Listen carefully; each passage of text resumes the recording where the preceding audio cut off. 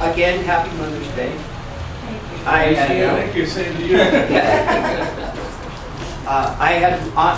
I've been working for the last couple of weeks on a homily about Mother's Day, about the mother of all mothers, and that's Mary. But then I was struck a few days ago with another homily. So that's the homily you're going to hear. If you wish to hear my homily about Mary, see me after chow in the snack time. I'll discuss that with you. We're actually going to see a video on the announcement, an announcement time about Mother's Day. This homily struck me the other day because as a minister of the gospel, it concerns me that I'm misunderstood, or the gospels are misunderstood. Because sometimes a toxic little thought may enter us when we think of things other than from the gospel. And that'll cloud things for us. One of those toxic thinkings is part of my spiritual, is the misunderstanding of my relationship with God. This is a relationship that is focused on my performance. God is the commander. God is the master. And I am the slave. I am the follower. I do the work. But if I do my work well, I'll be rewarded. If I do my work not so well, I'll be punished. Thinking in that logic, thinking along those lines, that robs me of some qualities that I need in order to have a complete spiritual life. It robs me of the quality of having joy, of being at peace. It robs me of that joy that I have. Over and over again, Jesus tells his disciples, he tells them, he wants them to be at peace. He wants them not to be afraid. He wants them to have joy, a joy that is hard to imagine. But that's what he wants, and he tells us over and over again, that's what he wants for his disciples. So there's a conflict there. But there is a wonderful image that we have, that we're invited to this process, this love of God, this process of love, God loving us. If we look at the readings today, it explains it. And at the heart of this, at the heart of everything is the love that God has for us. And that the love that flows through us, to us, all the time. Now, I want everyone to imagine with me, take this image with you, that Christians, we create a life for everybody else. I want to imagine that God, who created us, God says to us, I created you. I desire you to be an instrument for life for others. I want you to be that instrument. This God would say to us, I want you to bring life to each other. I want you to see as your primary focus the love of others, to bring life to each other. And when we do that, we start connecting with people. And when we start connecting with people, the energy starts flowing. If we want to get to be that, in the hippie days, that the vibe. Okay? Well, that's the spirit. That's what we start. When we start connecting with people, the spirit starts moving through us. But so that we're not depleted, because if we just kept giving the Spirit to people that we come in contact around us, the people that are strangers, our friends, our loved ones, so we could be depleted. But see, God continuously feeds us and gives us this gift of the Spirit. Not only does he continuously feed us this gift of the Spirit, but when we share this with others, it comes full circle. Then we're in the glorious experience of getting that gift back from them, for the other people who are participating in this process. I know it's radical. This is a radical takeoff from being the master and the slave. what I want, when I get so concerned about getting my act together, when my focus is solely on me getting my act together, me not sinning, me taking away all the negativity in my life, then the primary focus is when I look in the mirror and I go, am I living up to this? Am I worthy to do this? When I start asking myself questions, that's when it takes it back for me. That's where I have a problem with. I don't want my focus to be on me. I don't want my focus to be only to not sin. I want my focus on to be a life force for someone else, for you, to share that. And if I do that, then I get it back. Because see, religion is not so much about going to a place of perfection. Religion it's more about getting to a place of participation. Because in the participation is when we have a community. And that's when we connect with each other. And when we connect with each other, we're so much stronger. The reading from St. Peter today, this is a brave person. He enters into an enemy's house, Cornelius' house. He's a Roman, and he's not just an ordinary Roman, but he's a one of high stature. And he enters his house. The Romans were the enemy.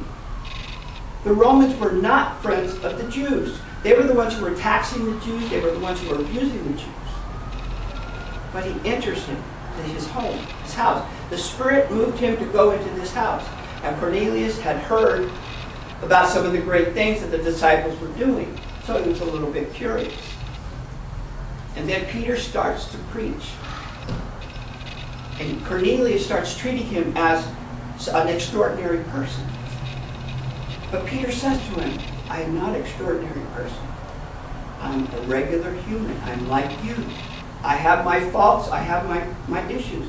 But I do possess an extraordinary gift. A gift of the Spirit. And what makes it more extraordinary than that I want to share it with you. I want to share it with other people. And then as he's preaching to the people gathered there, who, by the way, aren't Jewish, they're Gentiles. These are the people who are considered unclean. You are considered unclean if you were even just in your company.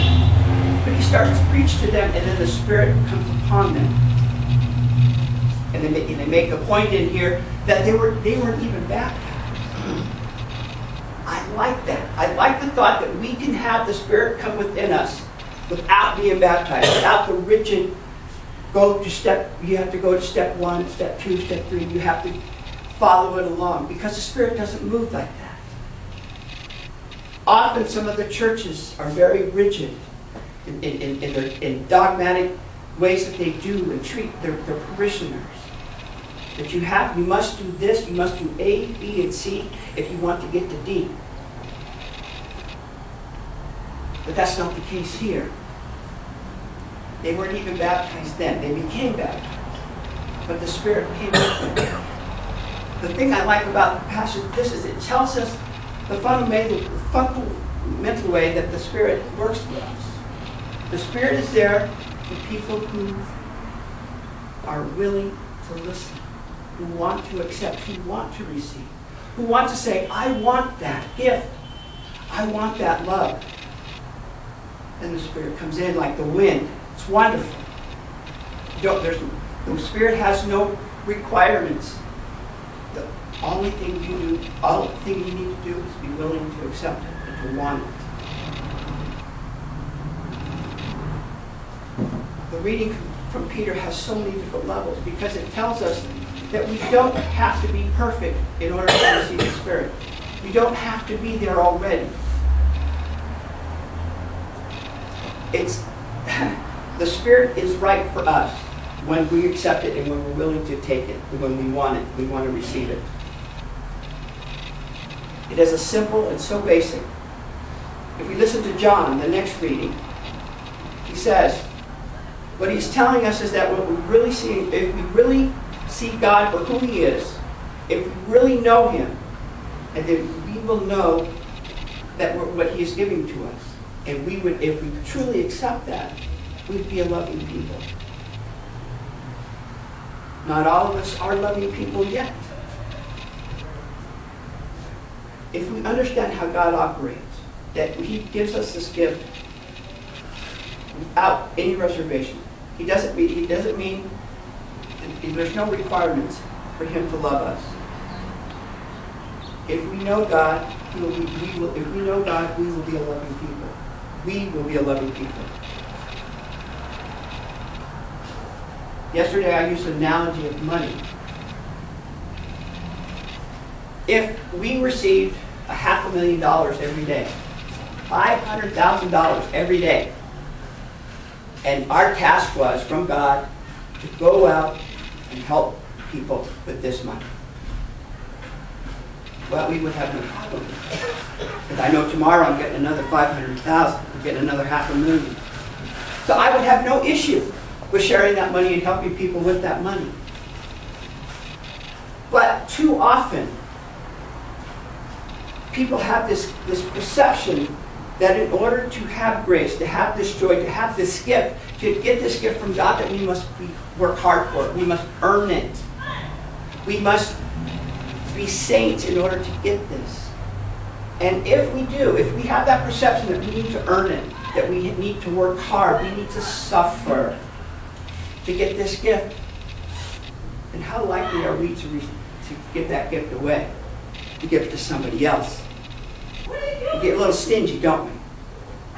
Okay, I've earned this. This is mine. I worked hard. I suffered. This is my gift, and I'm not too sure who I want to give it to. And I certainly don't want to give it to somebody that I don't think is living the way they should. I certainly wouldn't want to give this to a gay person if they're living not the way I think they should. Or someone who's divorced. Or, God should forbid, somebody who's not even married. Well, I don't think I could do that. Or somebody who's not working hard. I think I would become stingy. Think of it as getting that $500,000 every day. Because God gives us this gift every day. Every hour, every minute, every second. So I want you to feel free to give it away. To give it because you're going to have more tomorrow. Believe me, you'll have more tomorrow. And God's bank account is endless. It does not have a balance sheet. And the gift that we have, we need to give to others. In the gospel today, we have the image of friendship. When Jesus says, when He's talking to His disciples, but I want to pick out a word out of the gospel, and that's command, commandment. Because so when someone gives us a command, we feel we have no choice.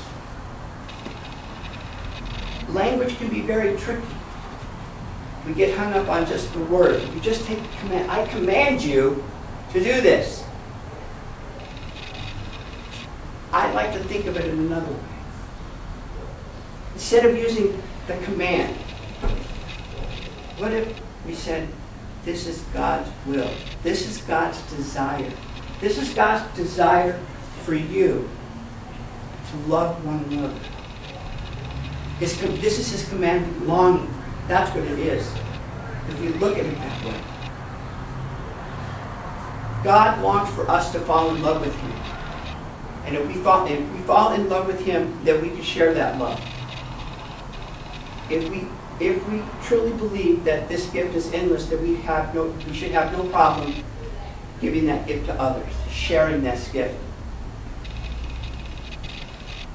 When God gives you this gift, He's telling you, you are valuable, you are worthy, you are someone special, you are worth investing in, because I'm investing my spirit in you.